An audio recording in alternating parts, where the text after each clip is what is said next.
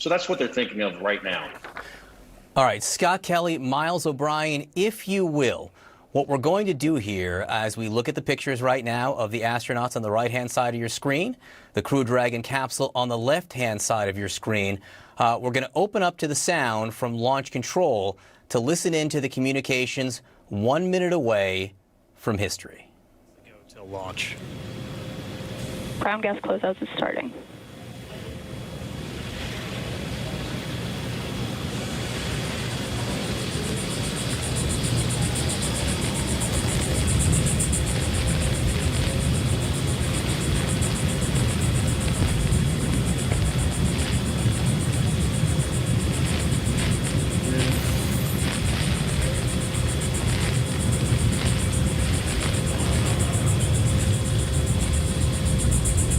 Falcon 9 is in startup.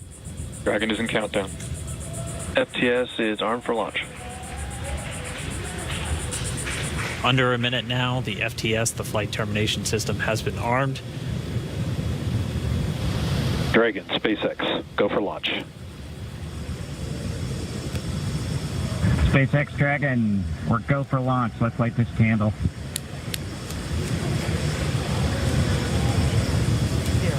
T-minus 30 seconds.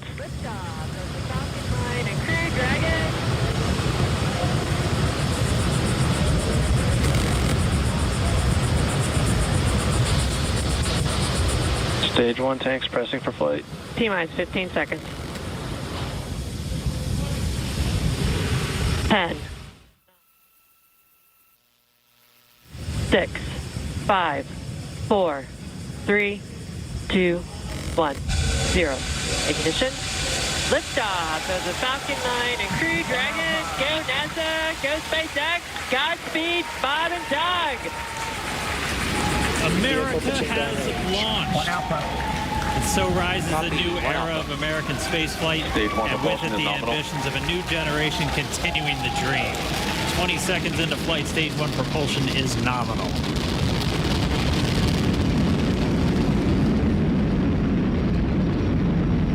Plus 30 seconds into this historic mission. Flying crew on board Dragon and Falcon 9, and look at them go. Falcon power telemetry nominal. M1D throttle down. We're throttling down to get ready for the period of maximum dynamic pressure. We're in the throttle bucket. Reports say all systems are go. Vehicle is supersonic. We've exceeded Mach 1 on the Falcon 9. M1D throttle up.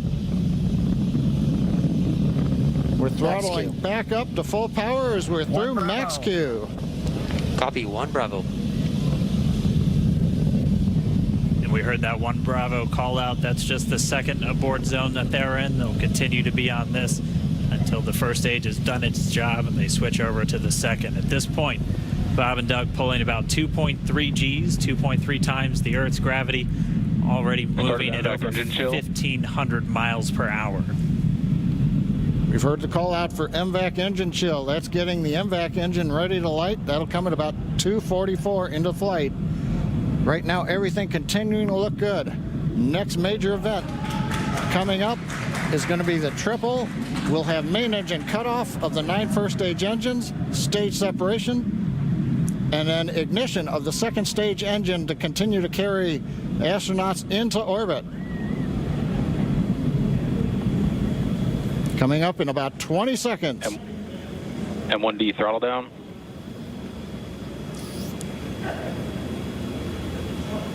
We heard we're throttling down the Merlin engines on the first stage.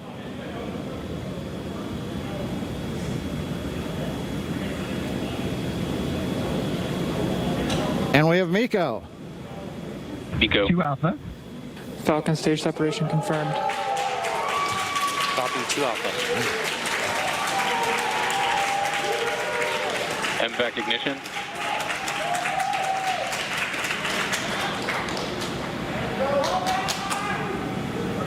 All All right, we have stage separation confirmed. The first stage beginning its flight back. The second stage, being powered by that single Merlin 1D vacuum engine, has ignited and is now carrying Bob and Doug into orbit.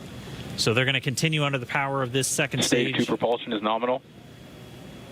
Which will cut off at SECO, or second engine cut off, at about 8 minutes and 44 seconds into today's flight. So a little over 5 minutes to go still on this second stage.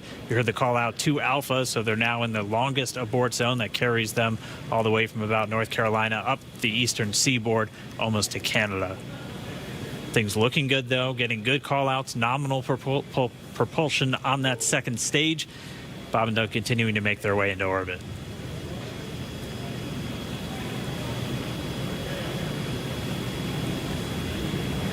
Dragon SpaceX, nominal trajectory. Acquisition of signal in Bermuda. SpaceX Dragon, nominal trajectory. All right, here in nominal trajectory, so Dragon pointed in the right direction, continuing to make their flight uphill. Heard acquisition of signal Bermuda. That's one of the other ground stations that they're using to get telemetry and data back from this spacecraft. Stage 2 propulsion is still nominal.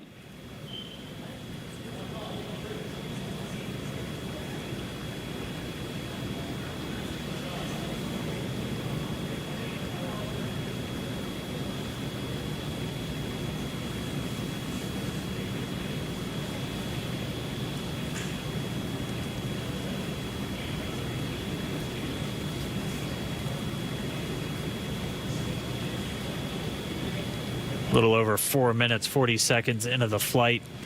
Bob and Doug flying at more than 5,600 miles Dragon per SpaceX, hour. nominal trajectory.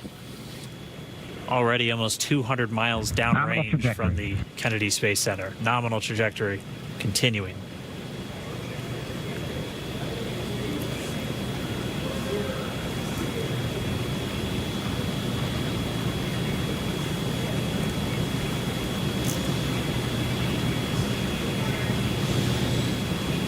And while they continue uphill, looks like we are getting a view of the first stage as well. Yep, on your right screen, you can see that first stage with the grid fins deployed. It's making its way back to attempt to land on our drone ship, Of Course, I Still Love You Today. And we're just about a couple minutes away from the entry burn, and that's where 3 of the 9 Merlin engines do ignite to help slow the vehicle down as it re-enters back into the Earth's atmosphere. And then after the entry burn will be the landing burn, which is just a single engine Dragon SpaceX, burn. nominal trajectory. And you heard Nominal Starting chill for entry burn. there's that call out. They are still on a nominal trajectory on Dragon, still on second stage, and that's that MVAC engine on second stage on your left screen.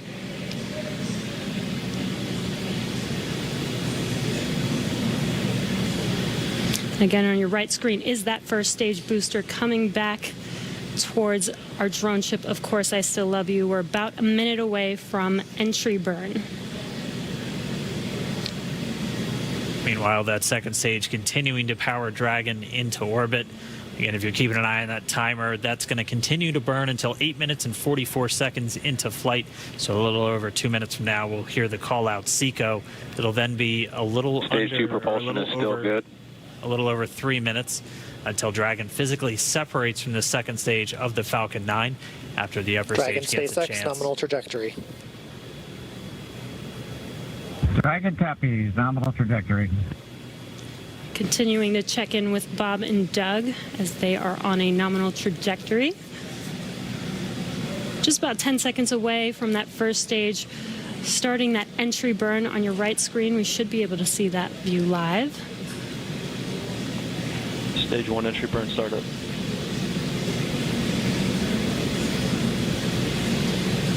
And there is that entry burn Acquisition signal in beginning. your hands. This burn lasts about 36 seconds long. Stage 2 FTS is saved.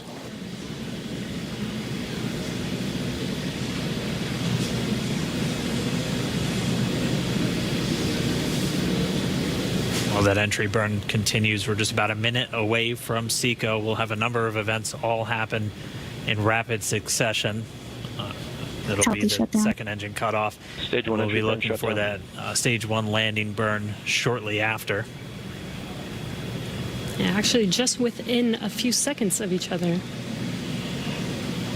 It's such a cool view on your left screen, seeing Bob and Doug on Dragon. Right now, you can see the displays that they are seeing right now. All right, you're looking at it right now as the Crew Dragon capsule is being carried to space on the second stage of the Falcon 9 rocket. Right now, the first stage is actually on its way back down to Earth. And one notable feature about these rockets is they are reusable and they will land, if all goes well, on drone vessels in the sea. I would like to, as we watch this, and I want to tell people at 12 minutes, so about 3 minutes from now, will be the final stage where it separates from the second part of the rocket. I want to show people the launch one more time here.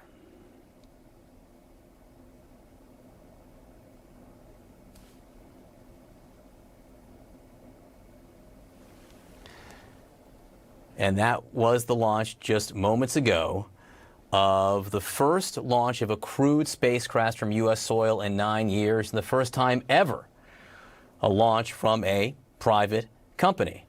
I'm joined by Miles O'Brien, a CNN space analyst, and Scott Kelly, NASA astronaut. Scott, your feelings right now?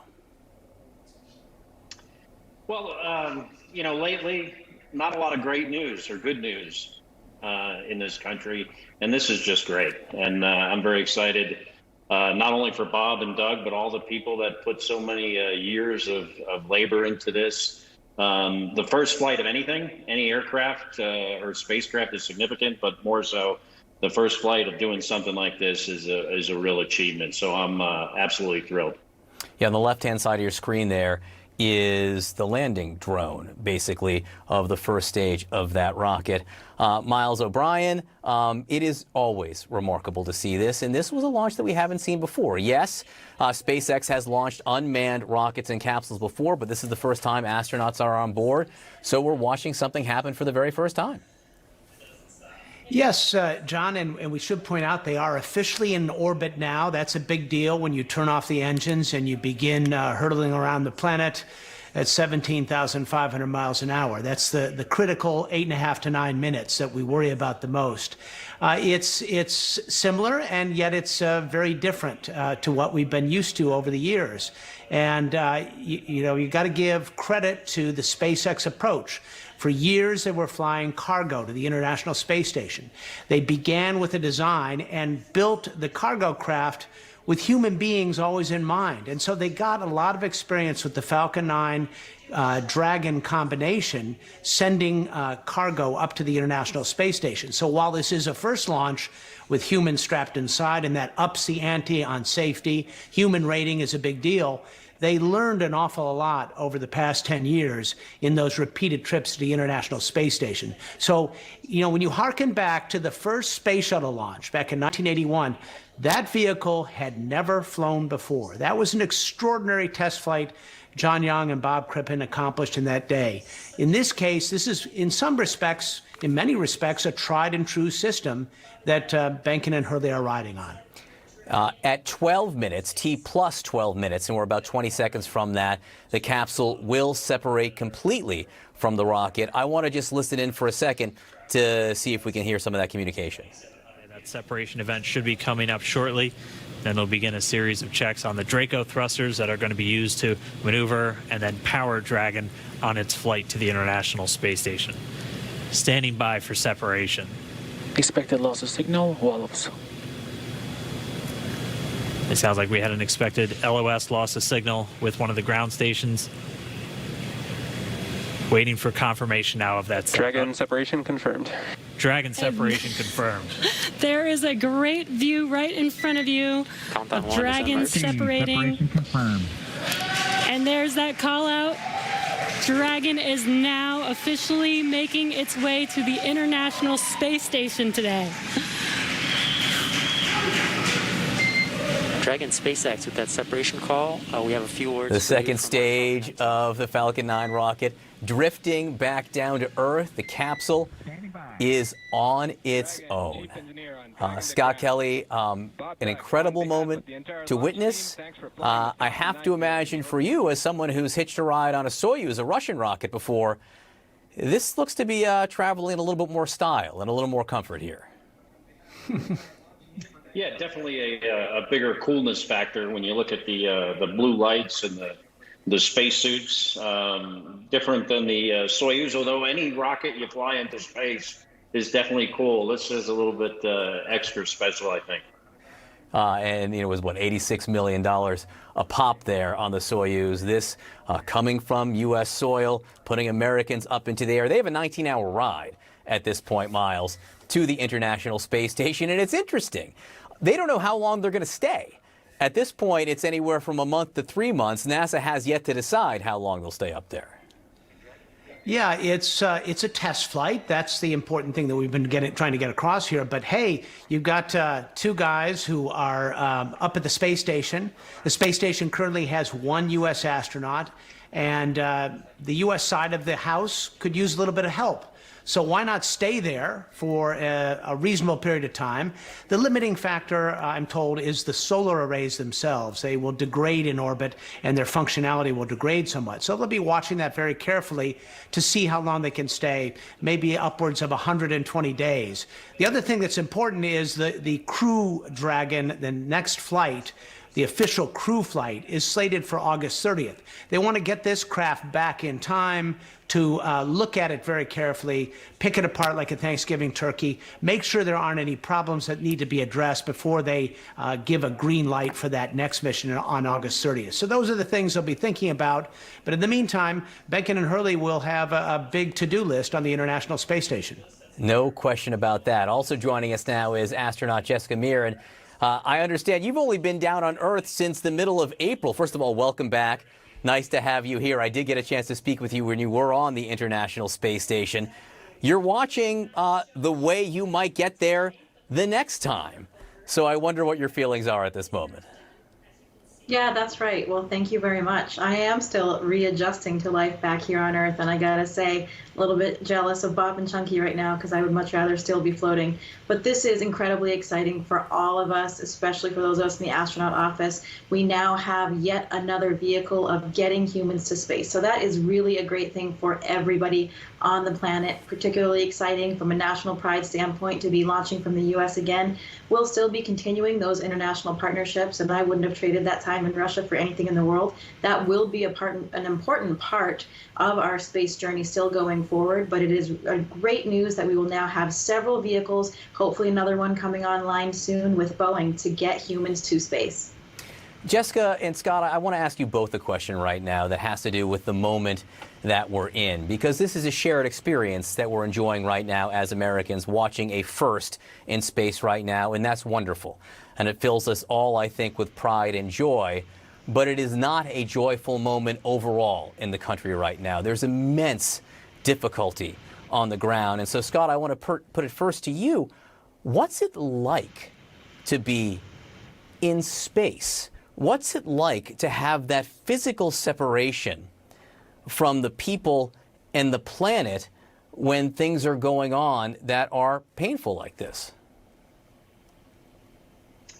Yeah, so I had a very painful moment in my spaceflight career on my first long-duration flight. My sister-in-law, Congresswoman Gabrielle Giffords, was shot in Tucson, Arizona, and 6 people killed, other people injured.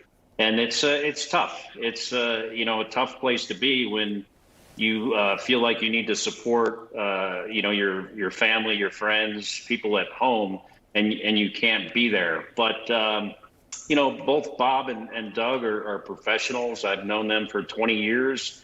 And, they'll be able to separate, what's going on the planet from their professional responsibilities. And that's what I had to do when Gabby was shot. It's not easy, but, they'll handle it like the professionals they are. Jessica, I want to know if you can reflect on that for a moment, given the fact that you were up in space for a period of time after the pandemic here started. Yeah, that is right. It was actually quite a surreal feeling for us on board the space station to watch this situation be unfolding beneath us. And particularly given that we were still going about our normal workday. So we were very busy, nothing changed with our operations on board.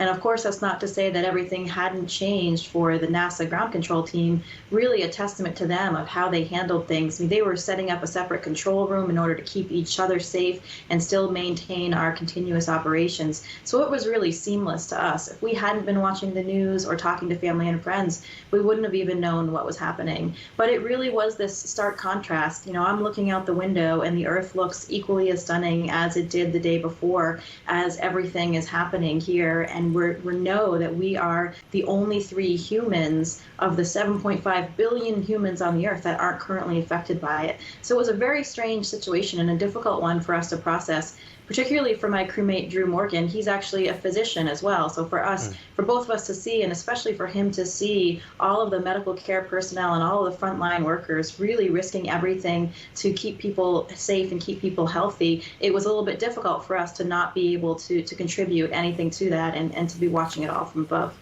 As you can see on our screen right now, historian Douglas Brinkley joins us now as well. And Doug, the entire Apollo program took place during one of the most tumultuous periods in U.S. history. You're talking about the late 60s and early 70s. You're talking about Vietnam. You're talking about riots on the streets. So the space program has a long history of being something that is happening at the same time as the country is going through a difficult period. And here we are again in 2020 in such a moment. Yes, we are. I mean, I think we just witnessed a new golden age in space exploration. You know, when John F. Kennedy was president, Alan Shepard became the first American in space. And on this, the crew, right before takeoff right now, said, let's light this candle. That was a kudo to the Mercury program. That was Alan Shepard said that when we put our first human in space in '61. But Alan Shepard was only up in space for 14.8 minutes, meaning up and down. So you can declare a success by the time we retrieved him in the Atlantic. Now it's a lot of weight. This could go on for weeks and months, so you don't want to pop the champagne too quickly. But space, as you mentioned, became a great diversion from the tumultuous 60s. I mean, 4.4% of our national budget went to NASA in the 60s. Today, it's a third of 1%. So we would see rioting and assassinations and Vietnam protests, hawks and doves, and somehow the Mercury program moved forward. 1 astronaut in Mercury, Gemini 2, and then Apollo 3. And we had that grand moment when Richard Nixon was president, when Neil Armstrong and Buzz Aldrin walked on the moon. And the word moonshot now means American can-doism. So today, I find this is a big a morale boost. That America is back in a very premier way in space, and it's going to be a robust world now on rocketry and satellites going up. This is going to spur even more rocket activity if this is fully successful. And we should note that the first stage of the Falcon 9 rocket has touched down safely on that sea drone, that craft, that barge at sea. So it's there.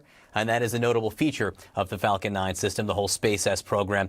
Miles O'Brien, what are you going to be watching for in the next 19 hours as the capsule heads to the International Space Station and then beyond for the SpaceX program? Yeah, I mean, the next 19 hours, in the grand scheme of risk, we've passed a big one right now. Re-entry is the next big moment where we really have to worry about the risk to the crew. They're kind of coasting toward the International Space Station. That